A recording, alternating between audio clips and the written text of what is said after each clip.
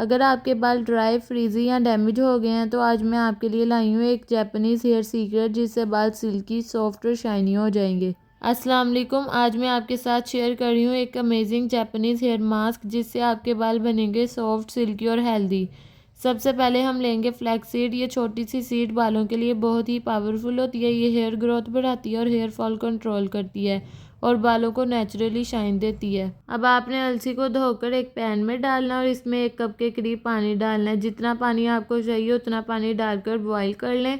इसे तब तक बॉईल करना है जब तक पानी थोड़ा थिक ना हो जाए, बिल्कुल जेल की फॉर्म में। अब आपने इसको गर्म ही स्टेन कर लेना है ताकि जो जेल है वो इजीली सीड से अलहदा हो जाए। अब आपके ये flax seed natural Japanese style hair mask ready है। ये मास्क आपके बालों को डीपली मॉइस्चराइज करता है, स्प्लिट एंड कम करता है और हेयर फ्रीज फ्री और स्मूथ बनाता है।